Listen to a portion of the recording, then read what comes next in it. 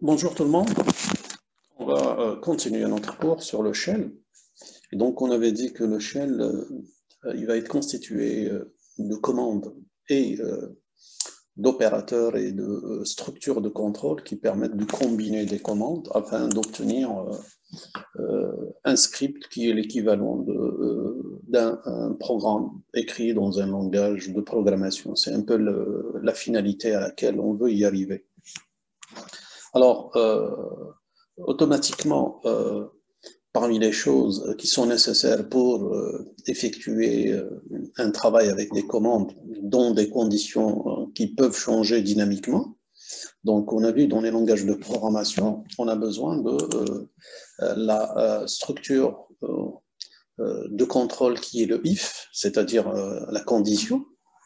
Donc, d'une manière similaire dans le shell, on a aussi cette possibilité d'exprimer une condition. Donc, comment exprimer une condition? Il y a une syntaxe qu'il faut respecter. Donc, cette syntaxe, elle est donnée par le mot-clé test et expression. Alors, une expression, c'est quoi? Ça peut être soit une commande simple, soit des commandes qui sont composées à l'aide d'opérateurs qu'on verra par la suite. Ou bien, tout simplement, au lieu d'éviter d'écrire le mot-clé test, il suffit de mettre l'expression entre crochets, tel que c'est indiqué sur le slide. Donc, automatiquement, ça vous permettra effectivement d'exprimer une condition au niveau d'un script. Donc, voici un exemple qui est donné ici par une commande composée par un opérateur, le OU. Donc, la test-f foo, ça permet de tester l'existence d'un fichier. Donc, est-ce que le fichier existe ou pas? Alors, c'est composé avec un message. On a vu echo, c'est quoi? C'est juste une commande qui permet d'afficher un message à l'écran. Donc, vous avez les deux possibilités d'exprimer cette condition, soit par cette première forme, soit par cette deuxième forme. Alors, naturellement, quand on exécute ça, on remarque ici que le message faux est affiché. Pourquoi? Parce que tout simplement que ce fichier faux, à vrai dire, n'existe pas. Donc celui-là, quand il teste l'existence du fichier, la réponse, elle sera fausse, c'est-à-dire ce fichier n'existe pas. Et vous savez, un OU, comment qu'il est évalué? Le OU, il est évalué par l'évaluation de la première partie de l'expression. Si elle est fausse, eh ben, on va voir la deuxième partie si elle est vraie ou faux. Naturellement, cette deuxième, elle est toujours vraie. Pourquoi? Parce que echo, ça va s'exécuter à tout bout de champ, et donc ce qui permettra d'imprimer un message. Donc automatiquement, c'est la deuxième qui va s'imprimer. Donc ça, c'était juste un détail qu'on verra par la suite en exprimant les différentes expressions à l'aide des différents opérateurs. Et donc là, implicitement, ça veut dire quoi? Ça veut dire que quand vous êtes en train d'évaluer une expression, donc ça va poser, je dirais, la problématique de l'évaluation de cette expression pour dire est-ce que l'expression est vraie ou fausse.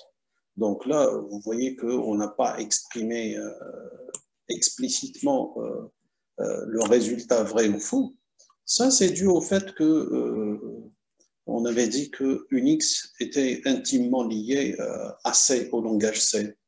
Et les gens qui connaissent le langage C, automatiquement, vous voyez que dans le langage C, il n'y a pas de booléen.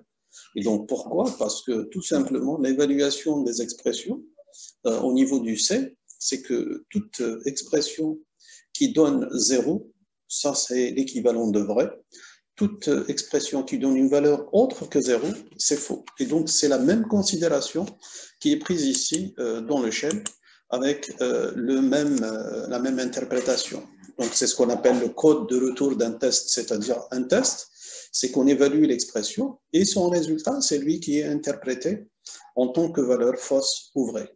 Donc, un code de retour qui est égal à 0, ça veut dire que c'est vrai. Et toute valeur qui n'est pas égale à 0 est considérée comme fausse. Alors, j'avais parlé qu'au niveau des expressions, on peut combiner des expressions à partir des commandes simples. Vous avez l'opérateur non, donc, ou inverse. Ça veut dire l'opérateur non, ça consiste à faire quoi? Donc, si vous mettez test non, donc je dis non, il est exprimé par le point d'exclamation, c'est-à-dire que non, expression, ça veut dire comment que ça va marcher? C'est que l'expression, elle est évaluée. Ensuite, son code de retour qui est fourni, automatiquement, il sera inversé. Ça veut dire que s'il est égal à 0, le non va donner son inverse. Et dans le cas contraire, c'est aussi la symétrie qui est faite. C'est-à-dire que si le résultat est vrai, le non vrai, ça donne faux, ou bien si le résultat est faux, le non faux, ça donne vrai. Et donc c'est comme ça qu'on interprète l'opérateur non qui permet d'inverser le résultat de l'évaluation.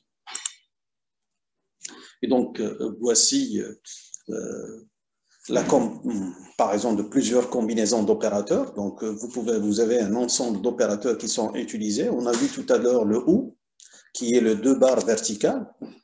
Vous pouvez aussi avoir le et commercial, c'est-à-dire 2 fois et commercial. Ça exprime le et, c'est-à-dire en logique, c'est A et B. Donc, quand tu veux exprimer la condition qui est la combinaison des deux, c'est-à-dire que le et, ce qui permet d'exprimer que dire les deux doivent être vrais, les deux expressions doivent être vraies. Dans les autres cas de figure, automatiquement le résultat est faux. Pourquoi? Parce que vrai et faux donne faux, et faux et vrai donne faux, et faux et faux donne faux. Et donc le seul cas, c'est vrai et vrai qui permet de donner vrai. Ce qui n'est pas le cas du et. Donc le et ici, on évalue la première. Si c'est vrai, on sort, on s'arrête. Si ce n'est pas vrai, bien entendu, on va essayer d'évaluer le deuxième. C'est comme ça que raisonne l'interpréteur. Pourquoi? Pour une simple raison, c'est que le résultat d'un ou, il suffit que l'un des éléments soit vrai pour que toute l'expression soit vraie. Et donc, dès qu'il trouve le premier vrai, automatiquement, il s'arrête. Donc ça, c'est pour vous exprimer différents cas de figure de combinaison d'expression. Donc là, à retenir, le 2 fois et commercial, c'est le et.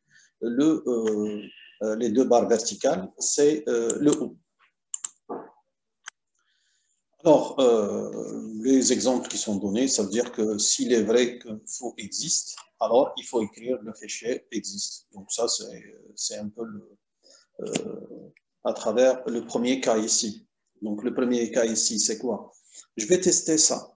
Si la première est vraie, donc pour avoir le résultat final, j'ai besoin du et. Donc le et, donc ça va exprimer celui-là. Effectivement, celui-là est toujours vrai. Donc celui-là et celui-là, le résultat va nous donner le vrai. Par contre, pour le deuxième cas, si vous avez moins f fou, si ce fichier n'existe pas, donc automatiquement ce qui va se passer, je suis obligé d'essayer d'exécuter la deuxième. Donc je vais passer à la deuxième et automatiquement il va m'afficher à l'écran ce message. Donc là, ça vous donne les combinaisons qui sont faites et l'interprétation de ces combinaisons. Donc le et, si vous trouvez le premier cas qui est faux, automatiquement on s'arrête. Donc si par contre, le premier, il est vrai, donc je vais exécuter le deuxième. Et donc là, tout dépend de l'existence de fou.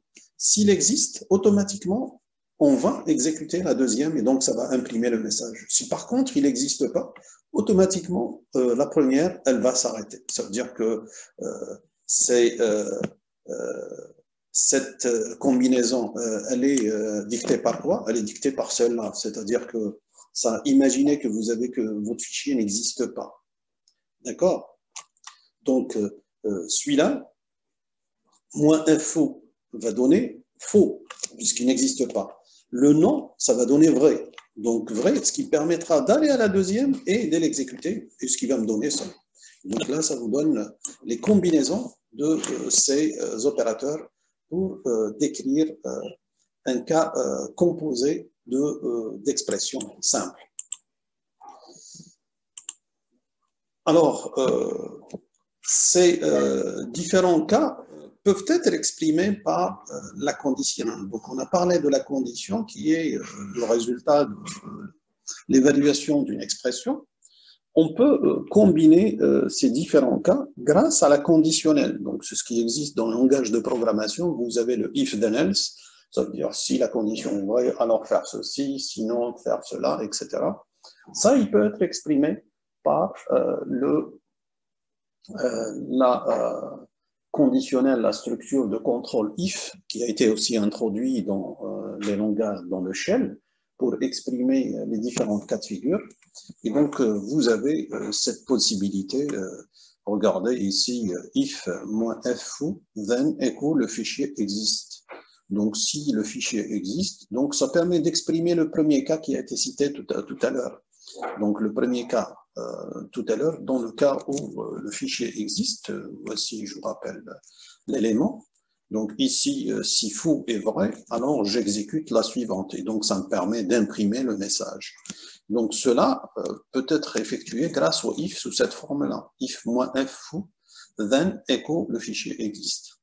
Alors, else, ce que j'ai mis, c'est continue. Rappelez-vous que continue, c'est quoi? C'est un peu l'équivalent du langage C. C'est une instruction vide, ce qui permet de continuer et de sortir de la structure de contrôle. Là, on est dans la structure de contrôle du if.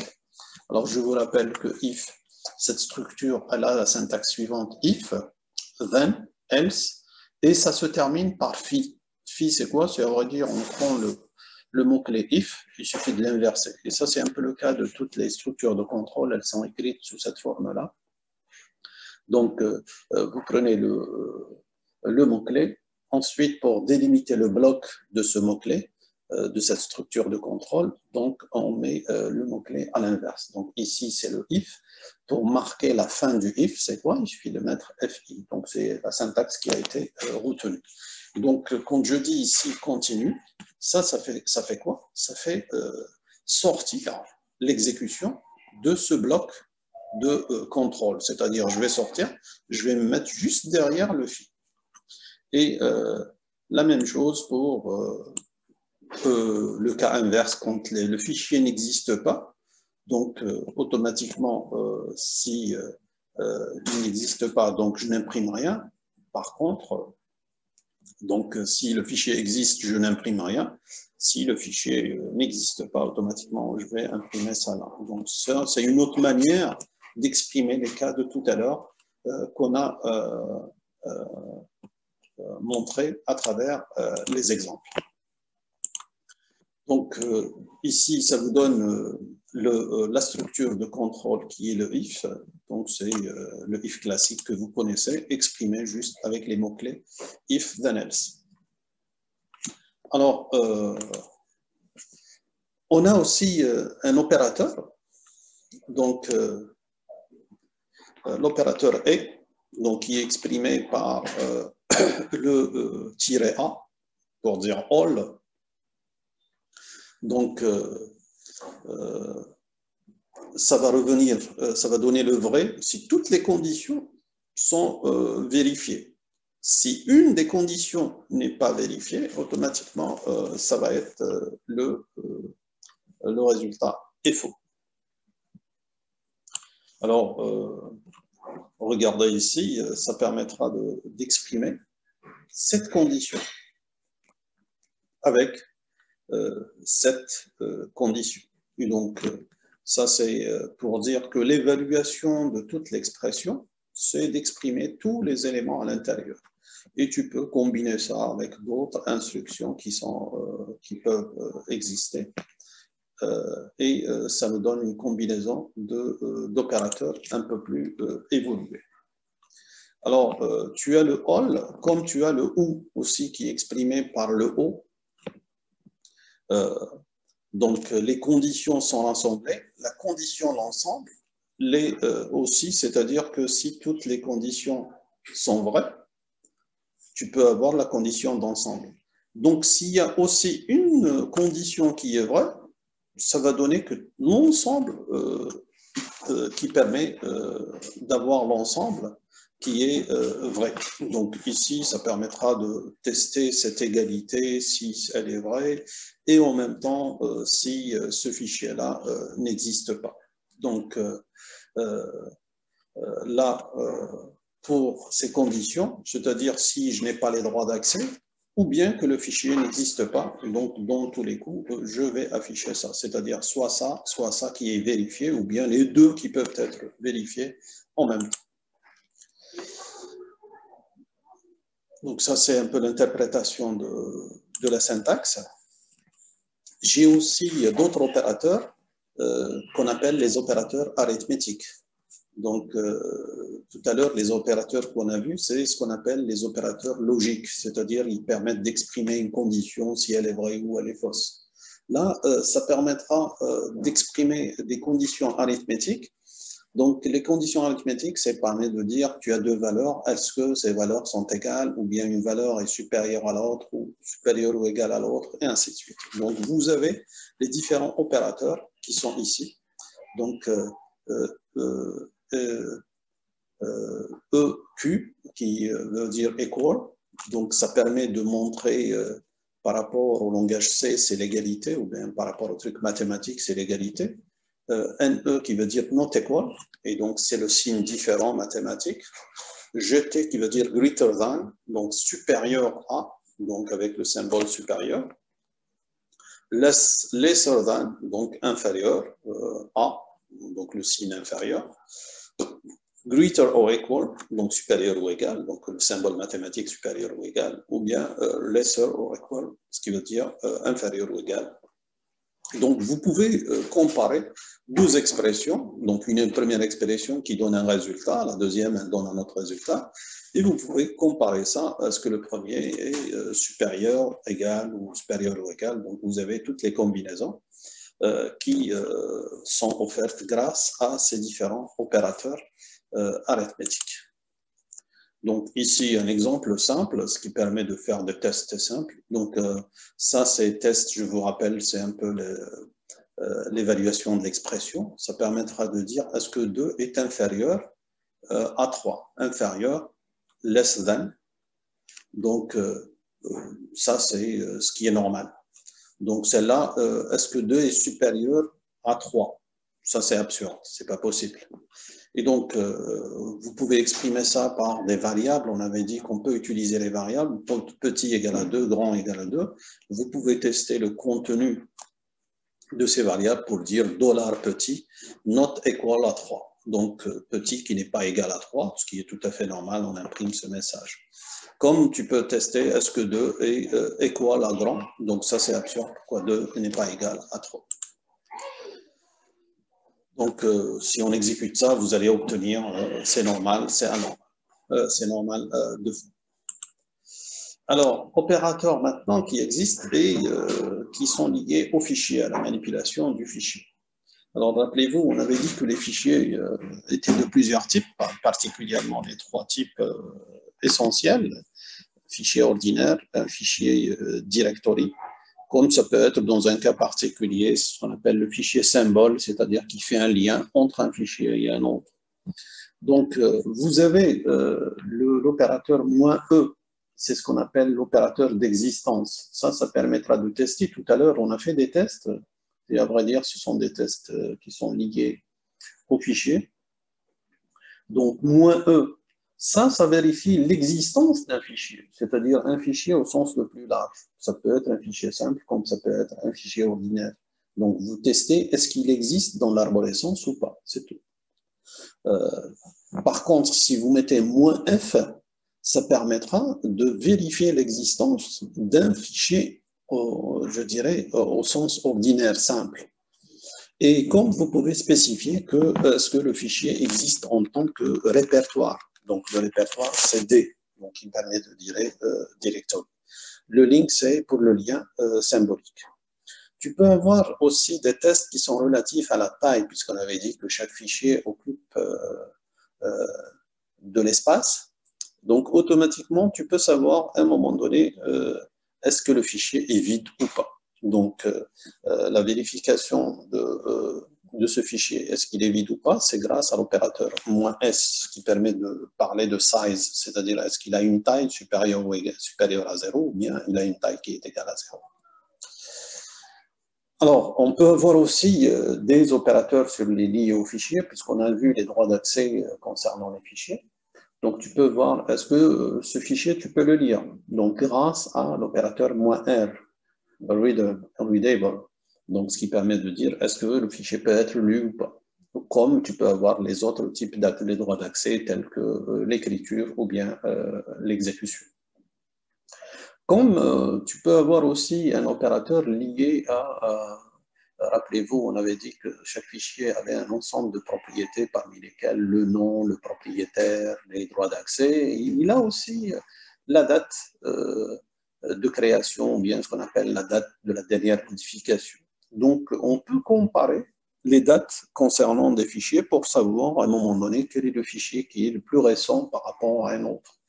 Donc, je peux comparer deux fichiers en disant NT, newer than, qui vérifie si un fichier est plus récent qu'un autre. C'est grâce à cette date-là qu'on va voir la date récente, la plus récente par rapport à l'autre. Ou bien tu peux avoir l'inverse de ça, qui permet de dire quel est le fichier qui est le plus ancien par rapport à un autre. Alors voici un exemple qui permet de tester des fichiers s'ils existent ou pas. Donc là, on peut vérifier un fichier, est-ce qu'il existe ou pas. S'il existe, on imprime le message d'existence ou bien c'est l'inverse. On peut vérifier le fichier, est-ce qu'il s'agit d'un répertoire ou pas, donc grâce à l'opérateur D. Et on peut le tester comme étant un fichier ordinaire grâce à l'opérateur F. Et par la suite, je peux tester, par exemple, ici, est-ce que VIMRC est plus récent que Emacs ou pas. Et donc, ça me permet d'imprimer le message en conséquence. Et donc, ça, c'est un peu des opérateurs qui sont liés beaucoup plus à la condition et à l'expression d'une condition. Donc, comme vous le voyez, je peux exprimer une condition soit par des opérateurs logiques, soit par des opérateurs arithmétiques, soit par des opérateurs qui sont liés à des fichiers et aux propriétés des fichiers. Alors, ça, c'est le préalable qui nous permet d'écrire, je dirais, des scripts un peu plus évolués, donc qui permettent de tester, je dirais, des valeurs dynamiquement pendant l'exécution du script. Et, sauf que ça nécessite d'étoffer au fur et à mesure, je dirais, les structures pour avoir des scripts qui sont un peu plus complexes. Alors, on a vu la conditionnelle classique, c'est if then else. On peut avoir une conditionnelle, je dirais, qui est imbriquée. Donc, vous avez le if, le then, qui est le alors. Tu peux avoir aussi le elif. C'est à vrai dire la combinaison de else quand tu fais if, then. Ensuite, dans le else, tu vas encore tester. Donc l'idée, c'est quoi? C'est tout simplement de mettre if. El qui veut dire else, if. Donc si tu es dans la condition contraire, tu vas encore tester la valeur par rapport à une autre expression. Et donc le if peut s'exprimer avec ça, ce qui permet de donner la condition imbriquée. Sinon, tu as le else qui est donné. Et bien entendu, vous remarquez que la fin du bloc est déterminée par FI, qui est l'inverse. Ça veut dire c'est à l'envers le if que vous renversez. Ça permet de marquer, de délimiter la structure de if, qui commence à partir de if et se termine avec FI. C'est un peu les gens qui ont fait algorithmique. Quand on vous a appris à écrire l'algorithme, c'est vous écrivez si, condition alors, sinon. Ensuite, vous terminez le bloc par FSI, qui veut dire le fin si. Donc ça, c'est ce qui permet d'exprimer effectivement la même chose de la fin du si. Et donc, vous avez la syntaxe, globalement, elle est sous cette forme-là. If, commande, point virgule, then, commande, point virgule, else, commande, point virgule, fi. Ça, c'est la syntaxe retenue par les différents, je dirais, interpréteurs. Donc, vous remarquez ici, j'ai mis point virgule, ce qui me permettra d'écrire une commande juste derrière, la suite juste derrière, parce que sinon, je dirais la contrainte retenue par le shell, c'est d'écrire une seule commande par ligne. Donc, automatiquement, il fait la séparation grâce au retour à la ligne suivante. Donc, si je ne veux pas de retour à la ligne suivante, il suffit de mettre point virgule. Et rappelez-vous, ça, c'est ce qu'on avait appelé l'exécution synchrone qui permet de montrer un peu la différence entre les différentes instructions. Alors, je peux avoir la forme imbriquée, donc soit cette forme simple, la première, ou bien je peux avoir la forme imbriquée if condition, then command, else, if condition, then command, else command fi. Donc ça, c'est ce qui permet d'exprimer une condition imbriquée. Donc vous voyez que j'ai exprimé une condition, si elle est vraie, j'exécute ça. Si elle n'est pas vraie, je vais exécuter une autre condition, et si cette condition est vraie, je fais ça, else, je fais ceci. Donc ça, c'est ce qui exprime la conditionnelle imbriquée. Alors voici un exemple. If test $user égale à i, then echo, le hachoir va se mettre en marche. Mettre le hachoir en marche. Else, echo, quand tu seras grand, $user, echo, et fais bien attention en traversant la rue. Donc ça, c'est ce qui permet d'exprimer le if then else. Donc si la condition est vraie, ça veut dire qu'il s'agit de l'utilisateur Ali, donc tu vas avoir l'exécution de cette partie-là, de echo, ensuite mettre en marche le hachoir, etc., et faire les travaux. Else, tu vas avoir ce message qui sera imprimé pour l'utilisateur. Alors, voici un exemple qui permet d'exprimer la conditionnelle imbriquée, c'est-à-dire une condition à l'intérieur d'une autre condition. Donc, je vais voir mon répertoire de travail, donc ce script que j'appelle mon PWD. Alors, je vais tester le PWD. Est-ce qu'il est égal à home? Donc, si c'est le cas, je vais imprimer le message. Vous êtes dans votre répertoire d'accueil. Donc, ce qui est tout à fait logique, parce que si le répertoire de travail est égal à home, on sait que $home, on avait dit que c'est une variable prédéfinie qui contient le home de l'utilisateur. Et PWD indique toujours le répertoire de travail. Et donc, à un moment donné, si les deux sont égaux, ça veut dire que je suis dans mon répertoire home. If, donc je vais tester else if. Donc, si la première n'est pas vraie, ça veut dire que je ne suis pas dans mon home. Donc, je vais tester est-ce que test $pwd est égal à $home/bin. Ça veut dire que je me retrouve, si ça c'est égal, ça veut dire que je me retrouve dans le fichier, dans le répertoire d'exécutables. Pourquoi? Parce qu'en général, le répertoire bin, c'est le répertoire où on met les exécutables. Et donc, automatiquement, j'imprime ce message. If, donc là, vous avez la possibilité d'avoir plusieurs imbrications donc dans la pratique. Et ça vous permettra de tester $pwd égale à $home bin Solaris.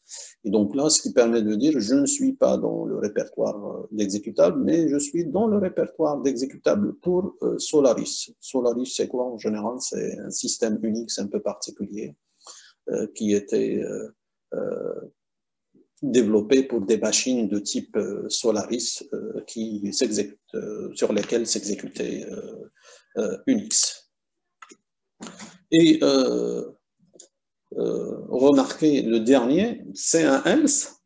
Ça veut dire quoi? Ça veut dire si j'arrive au else de dernier, ça veut dire que la première condition n'est pas vraie. La deuxième n'est pas vraie. La troisième n'est pas vraie. Et donc else, ça veut dire toutes les conditions qui ont précédé ne sont pas vraies. Et c'est pour ça que j'imprime le message. Vous n'êtes ni dans vous êtes dans un répertoire quelconque. Vous n'êtes ni dans home/bin, ni dans home/bin/Solaris. Vous êtes dans un répertoire qui est indiqué par PWD. Donc ça, c'est un moyen qui vous permet d'exprimer des conditionnels imbriqués, donc l'une qui est imbriquée dans l'autre. Ça veut dire que quand vous faites une imbrication, ça veut dire quoi? Ça veut dire que la première n'est pas vraie. la deuxième n'est pas vraie, la troisième n'est pas vraie, etc. Et donc, si vous arrivez au dernier lieu, ça veut dire que toutes les conditions qui ont précédé ne sont pas vraies. Et donc, c'est pour ça qu'on arrive à écrire le dernier message en conséquence. Alors, vous avez aussi, ça c'est le moyen le plus pratique d'écrire des conditions imbriquées. Donc, les gens qui ont programmé avec le langage C le connaissent. C'est le cas de l'opérateur switch qui est utilisé.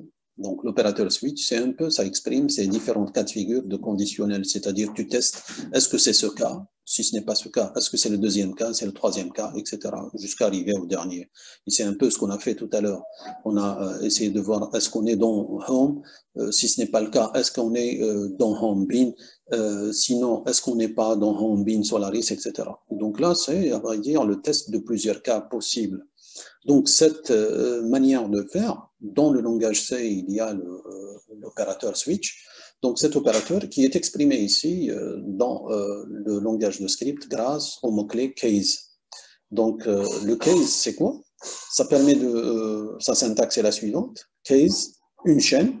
Ça veut dire que là, on verra par la suite qu'on s'assure que c'est une chaîne de caractères. Ça veut dire que même quand on évalue, il faut la convertir en chaîne de caractères pour pouvoir arriver, c'est ce qui est le cas aussi dans le langage C, c'est de la convertir en chaîne de caractères pour tester les différents cas de figure. Donc, case chain in, donc c'est le mot-clé. Donc, les mots-clés, c'est case, c'est aussi in. Ensuite, on donne le motif 1, parenthèse, et on exécute commande. Et vous voyez que vous avez les deux points-virgules. Pour les gens qui connaissent un peu le langage C, dans le switch, ce que vous faites, vous mettez case, switch, donc case, le premier cas. Donc, vous allez exécuter les instructions. Et ensuite, pour dire sortir de l'instruction, vous mettez l'instruction break. Donc ici, au lieu de mettre break, il suffit de mettre deux points-virgules. Donc les deux points-virgules sont importantes. Pourquoi? Parce que ça permet de dire j'exécute le motif 1. Quand c'est le motif 1, j'exécute ces commandes, commande 1, et ensuite, ces deux points-virgules, qu'est-ce qu'ils expriment? Ils expriment le fait que vous allez sortir de cette structure de contrôle, c'est-à-dire vous allez vous mettre après la dernière structure qui est ESAC, qui permet de dire c'est la fin de case. Donc, remarquez case ici, on l'a écrite d'une manière inverse, E-S-A-C. Et donc, on sort de ce bloc vers la commande qui suit ici. Et donc, celle-là, comment elle va fonctionner? Elle va tester chain par rapport au motif 1. S'il y a égalité, j'exécute ça. S'il n'y a pas égalité, je vais tester par rapport au motif 2, et ainsi de suite. Si ce n'est pas égal, je vais exécuter à partir du motif n et je sors. Donc ça, c'est le principe de, je dirais, d'exécution de cette commande qui est cette commande de structure, je dirais, qui permet de contrôler l'exécution des commandes, qui s'appelle le case. Donc, ce case, si je reprends l'exemple de tout à l'heure, puisqu'il y a une équivalence sémantique avec, donc j'avais dit, si c'est le premier cas, si ce n'est pas le premier cas, c'est le deuxième cas, et ainsi de suite. Donc, regardez ce que je fais $PWD. Alors, comme j'avais dit, c'était une chaîne. Donc, pour dire que ça, c'est une chaîne, donc regardez ici ce que j'ai mis entre cotes. C'est un peu la même chose de la commande echo. Echo, elle fait quoi? Elle permet d'imprimer le message. Pour lui dire que c'est un message de chaîne de caractères, on les mettait entre deux cotes. Donc, ici, c'est la même chose. Ça veut dire que là, tu exécutes la commande. Donc, cette commande, elle te donne un résultat. Ce résultat est pris comme étant une chaîne de caractères. Donc, cette chaîne de caractères, tu vas la tester. Regardez ici. Pour le premier cas, je mets entre cotes $home. $home, ça me donne le nom du répertoire home. Et donc, en mettant entre cotes, ça veut dire que ça va être une chaîne de caractères, ce qui me permettra de faire cette comparaison entre cette chaîne de caractères et cette chaîne de caractères. Donc, les deux chaînes de caractères, donc entre cotes $PWD et entre cotes $home. Donc, s'il y a égalité, je vais exécuter cette commande qui est echo, ce qui me permet d'imprimer le message. Et regardez, juste derrière, je mets deux points-virgules. Donc, deux points-virgules pour dire quoi? Pour dire j'exécute ça et je vais sortir de tout ce bloc-là. Donc, je vais sortir à l'extérieur de ce bloc. Et donc, si par contre, celle-là n'est pas vérifiée, donc l'interpréteur de commande, qu'est-ce qu'il va faire? Il va passer au deuxième cas. Donc, il va tester PWD par rapport à home, $home/bin. S'il y a égalité, il fait ceci. Sinon, il passe au suivant. Et ainsi de suite. Et donc, automatiquement, je peux énumérer un ensemble de cas. Donc, le premier motif, le deuxième motif, le troisième motif, etc. Ce qui permet de représenter, là, dans ce cas, c'est quoi? C'est les chemins de répertoire, c'est ça ce que ça veut dire.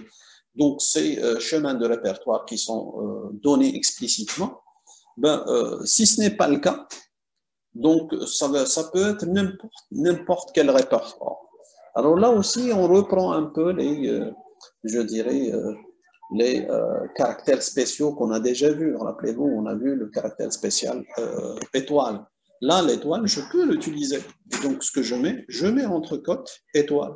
Étoile, c'est quoi? C'est n'importe quelle chaîne de caractères, c'est-à-dire n'importe quel chemin qui peut mener de la racine vers un répertoire donné.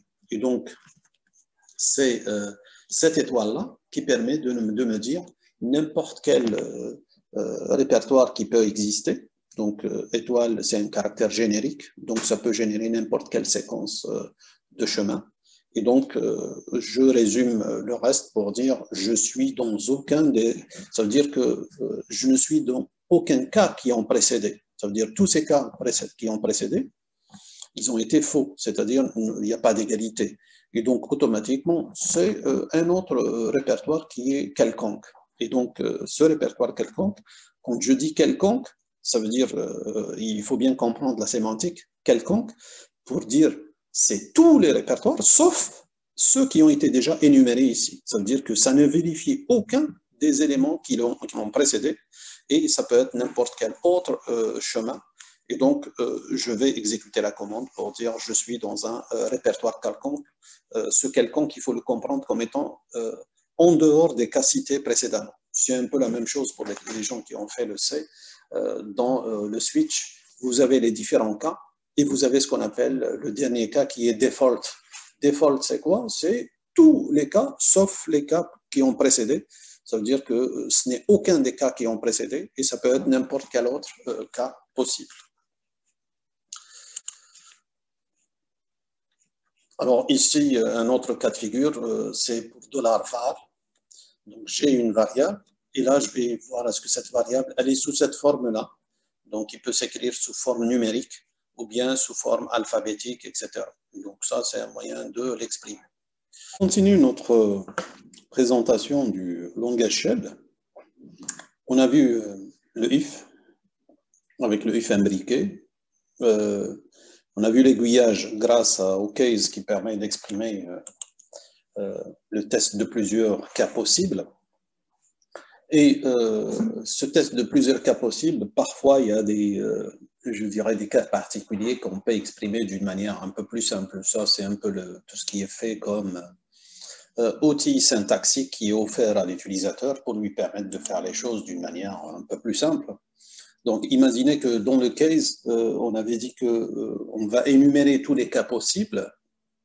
Et le dernier cas, en général, c'est le cas par défaut, c'est-à-dire qui ne correspond à aucun des cas précédents.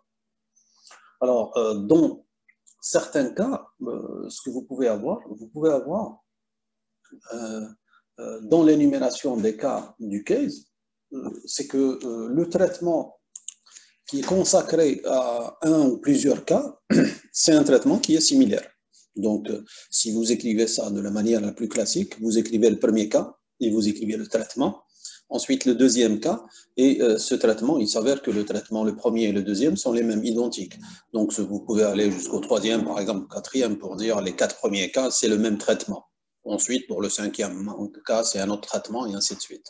Donc, vous pouvez exprimer ça d'une manière un peu plus simple, grâce à une écriture syntaxique. Regardez ce qu'on fait. C'est un case, et par la suite, on va le mettre.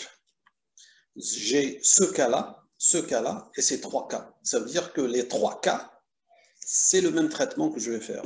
Donc, qu'est-ce que je fais? Je vais les regrouper. Je ne vais pas les écrire sous la forme classique. Regardez, là, ça veut dire que vous avez le premier cas, cette barre-là, qui indique, à vrai dire, un opérateur qui est le OU. C'est l'équivalent du OU pour dire soit c'est ce cas-là, soit c'est ce deuxième cas, soit ce troisième cas. Donc, dans les trois cas de figure, je vais exécuter cette commande-là. Et donc là, c'est l'expression de trois cas différents, puisque chaque motif est différent de l'autre, sauf que le traitement qui est associé à chaque motif est le même. Donc, j'écris la commande associée une seule fois. Et ça, c'est pour regrouper un ensemble, je dirais, de cas. Et bien entendu, le dernier cas par défaut, c'est toujours l'étoile qui permet de montrer la différence des cas.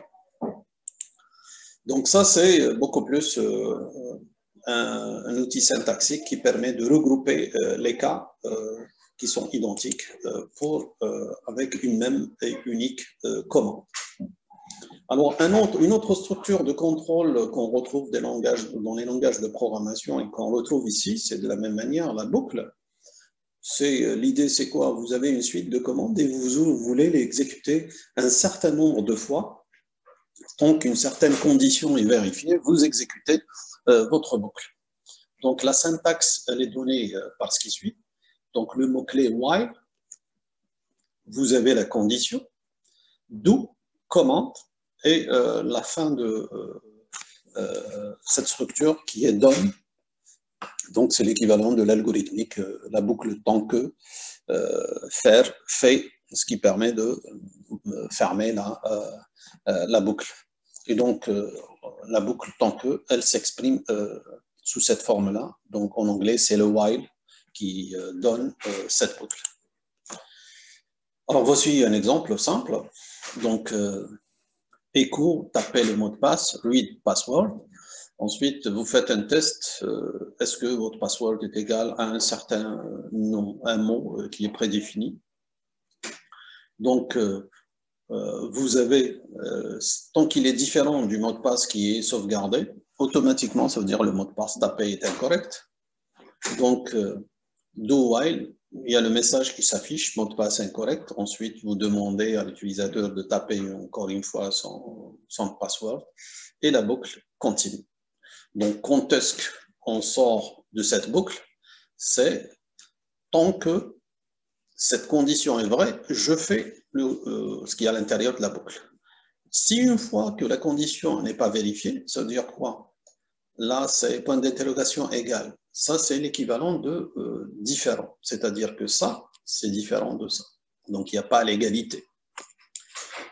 Donc, automatiquement, quand cette condition n'est pas vérifiée, ça veut dire quoi? Ça veut dire qu'il y a égalité. Donc, quand il y a égalité, je vais sortir de cette structure. Et donc, je me mets juste après la fin de structure qui est done. Je vais exécuter ça. Mot de passe correct. Bienvenue sur l'ordinateur Unix, etc. Donc, ça, c'est ce qui permet d'exprimer la boucle qui est while. Donc, exprimé grâce à une condition. Je vous rappelle que test, ça permet d'exprimer la condition. Donc, c'est une condition qui est évaluée. Ensuite, si elle est vraie, automatiquement, j'exécute ce qu'il y a à l'intérieur de ma boucle while. Alors, voici un autre exemple qui permet de créer ces comptes fichiers. Donc, un moyen de le faire, c'est quoi? Je mets numéro est égal à 1. Et ensuite, je fais while test $numéro différent de 51. Ça veut dire quoi? Ça veut dire que je vais évaluer le numéro et je vais le tester par rapport à 51. Donc, au départ, c'est 1. Donc, 1 n'est pas égal à 51, ce qui est tout à fait normal. Ensuite, do, qu'est-ce que je fais? J'applique cette fonction, cette commande qui s'appelle touch. Touch, c'est quoi? Ça permet de créer un fichier avec que vous donnez le nom, je dirais, qui existe derrière. Alors, comme je veux créer ces comptes fichiers, il faudrait donner un nom à chaque fichier qui soit différent. Un moyen de le faire, c'est quoi?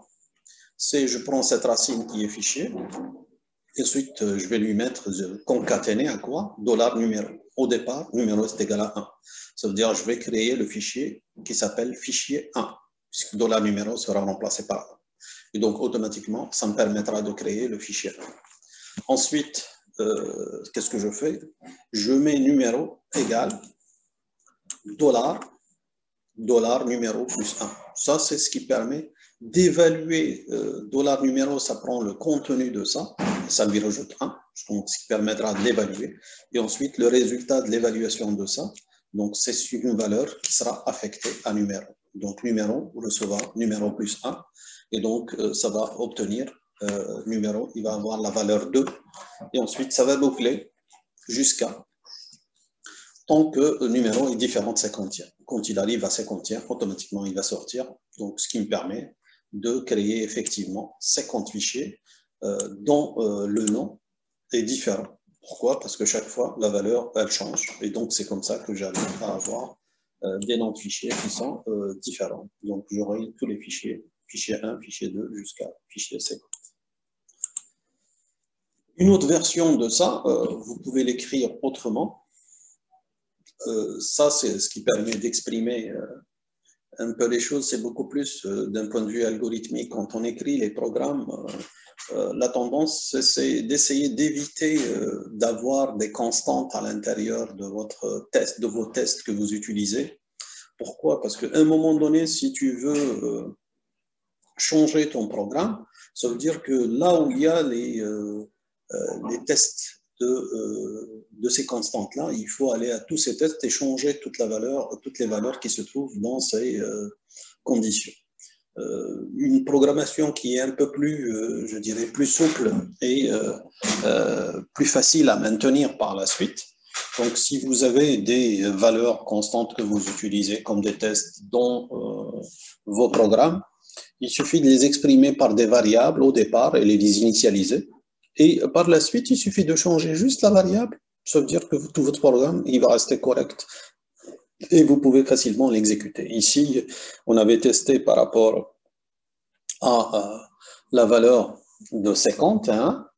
Donc, cette valeur limite, ce que je peux mettre, je peux décrire une variable dès le départ. Je l'initialise à 51 et par la suite, j'exprime mon programme grâce à le test par rapport dollar numéro par rapport à dollar limite.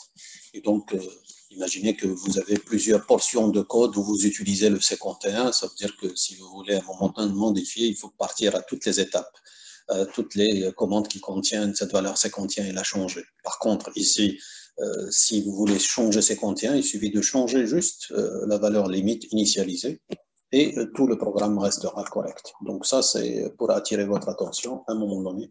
Si je veux écrire des programmes un peu plus souples à maintenir et, par la suite, on recommande d'utiliser cette technique.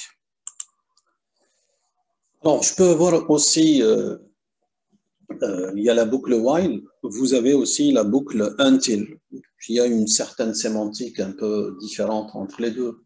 Dans la boucle while, vous avez la condition, ça veut dire quand vous commencez, vous testez la condition et ensuite vous commencez à voir l'exécution du corps de la boucle un certain nombre de fois tant que la condition est vérifiée. La boucle until, elle change, je dirais, d'une manière d'écrire la boucle. Donc,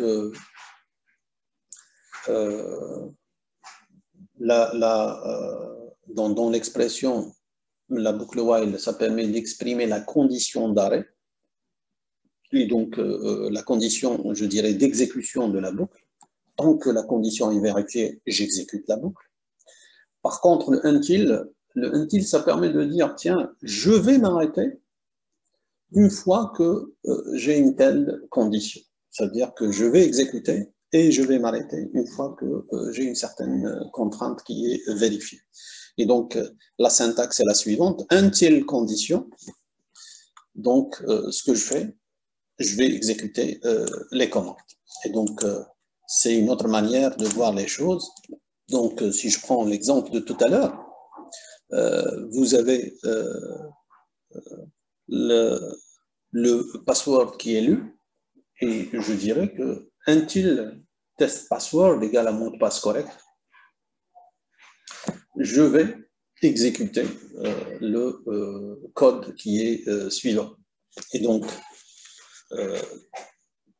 ça, c'est la manière de voir le until par rapport au password. Donc, au niveau de termes d'écriture, donc vous voyez que ici déjà, j'étais obligé de changer la condition, ce n'est pas la même condition. Ça, c'est la condition qui permet de dire je m'arrête à ce niveau-là. Quand il y a l'égalité, je m'arrête, c'est-à-dire je ne vais pas exécuter la suite qui se trouve ici. Alors, il y a aussi dans les boucles, en plus de while et until, vous avez la boucle for, qui est un peu l'équivalent du langage C. Donc, en algorithmique, c'est ce qu'on appelle la boucle pour, qui permet d'exprimer un certain nombre de fois la boucle. Et donc, vous allez exécuter votre boucle pour un certain nombre d'itérations qui est faite. Donc, sa syntaxe est la suivante, c'est for, vous allez avoir une variable, une liste de chaînes, ça veut dire que cette variable, elle figure dans la liste de cette chaîne, vous allez exécuter pour chaque occurrence de cette variable les commandes qui se trouvent ici, dont do et don, donc c'est les mots-clés qui sont retenus. Donc ici, les mots-clés qui sont retenus, c'est for, in, do et don. Et donc, vous allez exprimer cette variable qui se trouve dans cette liste de chaînes. Et donc, pour chaque occurrence, vous allez exécuter. On va voir pour exprimer cette condition. Donc, regardez ici, fichier liste. Ça me permet de lister les fichiers. Ça veut dire qu'à un moment donné, je me retrouve dans le répertoire, un répertoire quelconque. Donc, ce que je mets for element in étoile. Donc, étoile, c'est quoi? J'avais dit que c'est un caractère qui est générique. Alors, en général, par défaut, ça va chercher dans le répertoire courant tous les fichiers qui sont disponibles. Et donc, qu'est-ce qu'il va faire? Il va prendre le premier fichier, il va l'affecter à élément. Ensuite, il va exécuter do echo $élément. Ensuite, qu'est-ce qu'il va prendre? Il va prendre la deuxième valeur qui se trouve dans le répertoire courant, il va l'affecter à élément, et ainsi de suite. Ça veut dire que ce script-là n'est autre que le script que vous connaissez, c'est de la commande qui est ls. ls, qu'est-ce qu'elle fait? Elle affiche le contenu du répertoire courant. Donc ça, ce script-là, il fait typiquement la même chose que ls. Alors voici l'exemple de tout à l'heure. On avait dit qu'on voulait créer 50 fichiers. Voici avec la boucle for comment le faire. Donc là, on introduit une nouvelle commande qui s'appelle sec-ab. Alors, la commande sec-ab, ça permet de compter de A jusqu'à B. Et donc ici, quand je donne sec 1, 50, ça veut dire quoi? Ça veut dire la séquence des valeurs de 1 jusqu'à 50. Ça veut dire c'est 1, 2, 3, 4, 5, jusqu'à la valeur 50. Et donc ici, ce qui est fait, regardez ce qu'on fait for variable. Ma variable, je l'ai appelée numéro. Donc, in, ce qui est le mot-clé, et ensuite, entre deux apostrophes inversées, sec 1,50. Ça veut dire quoi? Ça veut dire, je dis par rapport, si vous revoyez votre cours, ça permet d'exprimer, de dire, tiens, je demande à l'interpréteur d'exécuter cette commande. Et ensuite, ces résultats-là qui sont fournis comme étant des chaînes qui sont offertes à la variable. Donc, la variable numéro, elle va puiser ces valeurs dans quoi? Dans le résultat de l'exécution de la commande sec de 1 à 50. Et donc, sec de 1 à 50, elle va fournir tous les numéros de 1 jusqu'à 50. Et donc, je vais prendre le 1, je vais l'affecter à un numéro, ce qui me permettra d'exécuter par la suite tout fichier 1. Donc, ça me donne le fichier 1. Ensuite, numéro va puiser la valeur dans la chaîne, dans la liste qui est donnée par sec de 1 à 50, c'est-à-dire 2, et je l'exécute, je l'affecte et je l'exécute, et ce qui me permettra d'avoir la liste des fichiers qui s'appelle fichier 1, fichier 2, jusqu'à fichier 50. Alors, je peux avoir aussi une autre structure de contrôle qui est utilisée. Ça, c'est un moment donné qui est très utile pour je dirais, aiguiller l'exécution des scripts. Donc, là, c'est la commande qui est, ou la structure select. Donc, select qui, elle, permet de sélectionner une valeur parmi des valeurs qui sont déjà prédéfinies. Donc, quand on écrit le script, on doit définir quelles sont les commandes qui sont prédéfinies. Alors, regardez ici, si on est en train d'écrire un petit script qui permet de recenser un peu les avis des uns et des autres,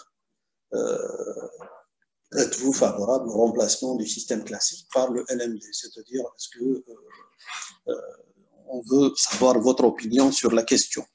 Alors, en général, on vous dit répondez par pour ou contre. Ça veut dire que votre avis, c'est pour et contre.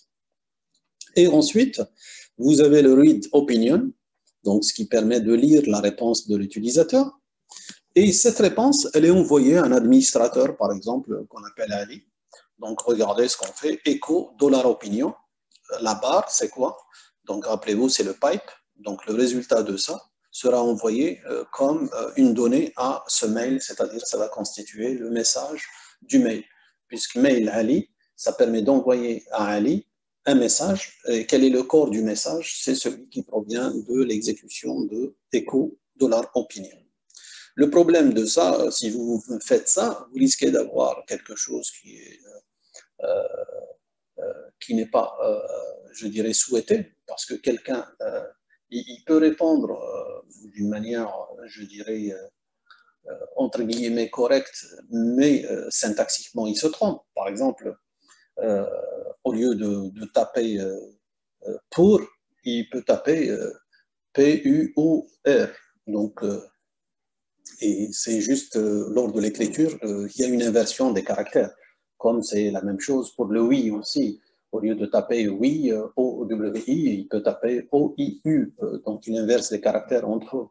Et donc, ce qui va être quelque chose, si vous faites un petit script qui va comptabiliser les pour et les contre, vous allez voir qu'il y a des valeurs qui ne correspondent ni à pour ni à contre.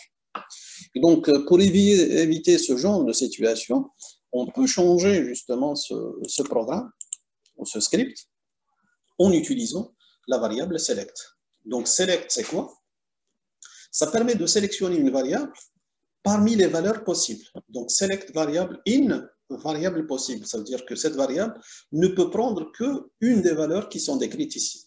Donc, si la variable, elle a une des valeurs qui sont décrites ici, elle va exécuter les commandes. Si elles ne sont pas dans ces variables-là, elle ne pourra pas exécuter ces commandes. Donc, voici l'exemple de tout à l'heure qu'on peut automatiquement exécuter. Donc, là, êtes-vous favorable pour le remplacement avec le système classique, etc. Select opinion in pour contre. Ça veut dire quoi? Ça veut dire que les valeurs possibles qui vont s'exécuter, donc c'est de faire, là vous avez le break, rappelez-vous le break, qu'est-ce que ça fait? Ça permet de faire sortir de l'intérieur de ce bloc, et à la fin, donc si la valeur elle est entre les deux, soit ça, donc je vais sortir de ce select, et donc ce qui me permettra d'exécuter echo opinion bar mail Ali.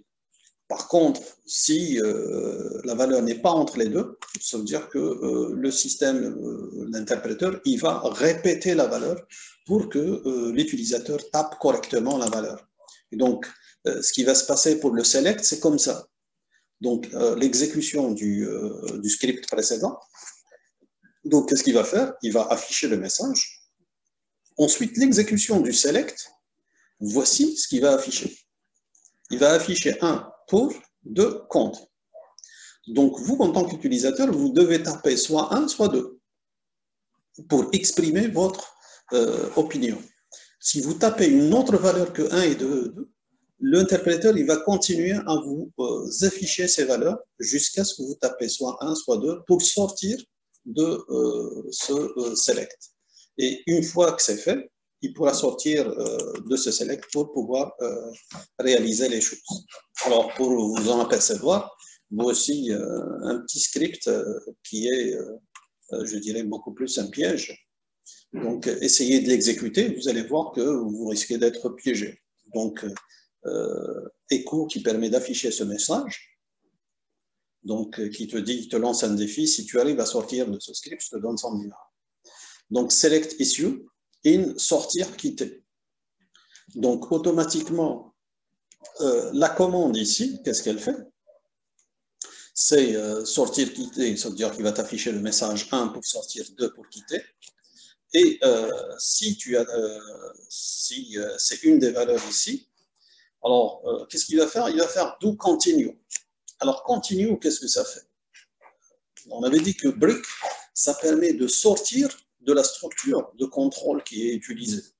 Donc, que ce soit le case, que ce soit select, que ce soit n'importe quel autre bloc, vous allez sortir, ou la boucle for, ou n'importe quelle structure. Dès que tu mets break, ça permet de sortir de la structure que tu es en train d'exécuter. Là, par contre, le continue, qu'est-ce que ça fait? C'est par rapport à toutes les structures, c'est le même fonctionnement aussi. C'est vous êtes dans le corps de la structure. Quand vous mettez continue, ça permet de faire quoi? Ça permet d'aller à l'itération suivante. C'est-à-dire, quand on parle d'une boucle, c'est j'exécute une fois, deux fois, trois fois, etc. Donc, si je suis à la troisième fois, vous arrivez à continue, ça veut dire qu'il vous dit tout simplement, ne faites rien, passez directement à l'itération 4.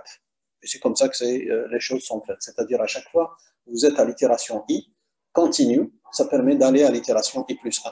C'est ce que ça fait. Et donc, ici, si j'exécute ce script, voici ce qui se passe.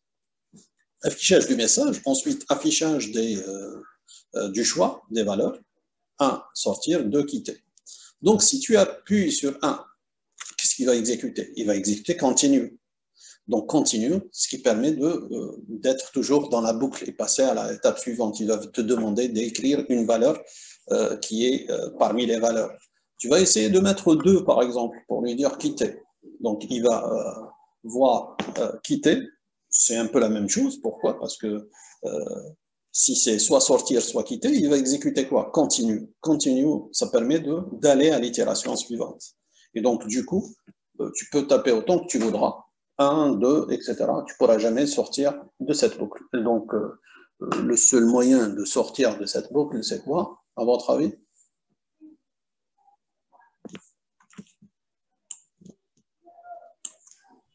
C'est de taper une autre chose. Comment? C'est de taper un autre nombre, mais chez 1 ou 2, 3. Non, tout simplement, c'est ce qu'on a déjà vu pour mettre fin au processus. Il faut taper CTRL-C ou CTRL-D, ce qui permet de sortir du processus en cours d'exécution, c'est-à-dire de ce script qui est en train de s'exécuter. Sinon, tu tapes 1, 2, tu tapes n'importe quelle valeur, tu vas rester toujours à l'intérieur. Pourquoi? Parce que quand tu tapes une valeur en dehors de 1 et de 2, il va te remettre pour essayer de taper 1 ou 2. Et quand tu tapes 1 et 2, qu'est-ce qu'il fait? Il va reboucler. Et donc là, il va rester en boucle infinie. Le seul moyen de mettre fin, c'est de mettre CTRL-C ou CTRL-D pour terminer l'exécution. Alors, donc ça, c'est ce qui permet, je dirais, de faire les choses en utilisant ce select. Alors, tu peux avoir une autre forme d'écriture, ça veut dire que select, là, pour juste une clarification supplémentaire, tu mets do. Tu peux mettre case, par exemple, pour voir effectivement ce qu'il a tapé. Donc, case opinion in, pour contre, donc tu fais le break, ce qui permet de sortir. Donc, s'il fait autre chose, donc, qu'est-ce que tu mets? Tu mets continue. Et ensuite, echo opinion mail ali. Et donc, avec ça, c'est une manière un peu plus claire qui permet de montrer effectivement le fonctionnement de select. Et donc, Quand tu prends une valeur, tu sais que est-ce qu'elle a été choisie entre pour et contre ou bien une valeur qui est en dehors de pour et contre. Donc, si c'est une valeur entre pour et contre, donc qu'est-ce qu'on met? On met le brick. Brick, ça permet de sortir carrément de la structure. Et sinon, on met continue pour lui laisser la chance de donner la valeur correcte. Alors, autre chose aussi, ce qui existe dans les langages de programmation et qui a été retenu aussi dans le langage de script, vous savez que chaque fonction, par exemple au sens du langage C, elle retourne un résultat. Donc, c'est un peu la définition mathématique d'une fonction. Chaque fonction retourne un résultat. Donc, la même chose pour la programmation en langage C, chaque fonction retourne un résultat. Alors, la même chose aussi est retenue, c'est que chaque commande dans le langage script, elle renvoie un code de retour. Donc, ce code de retour qui permet d'exprimer en général la commande, c'est-à-dire qu'elle s'est correctement exécutée. Donc, c'est toujours le code 0 qui permet d'exprimer cette notion vraie, ou bien un autre code qui permet de dire que la commande, elle a échoué.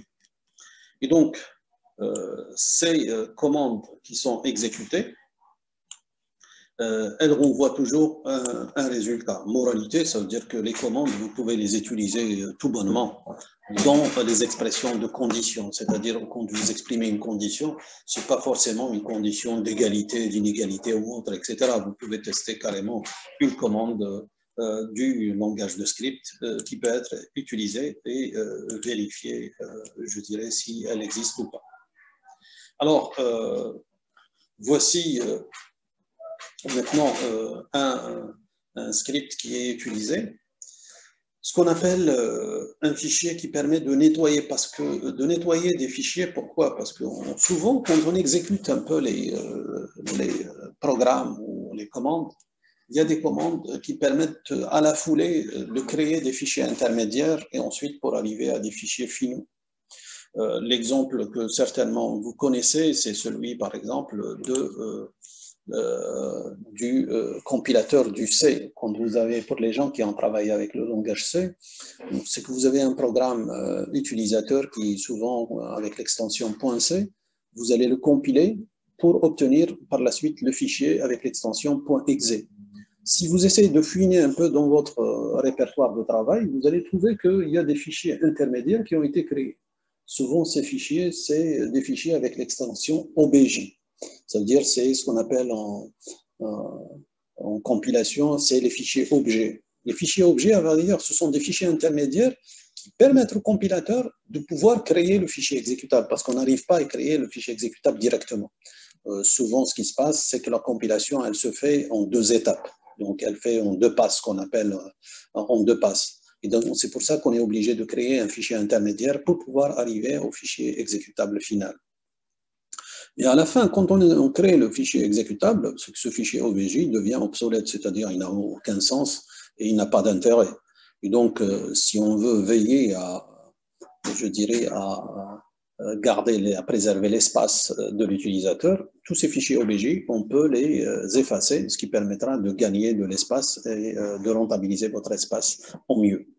La même chose existe pour, rappelez-vous, quand on avait parlé des éditeurs de texte et de traitement de texte, j'avais dit parmi les traitements de texte qui sont les plus utilisés actuellement, c'est le LaTeX. LaTeX, c'est quelque chose qui permet de produire des fichiers de haute qualité pour les imprimer sous forme de thèse ou sous forme d'articles de recherche.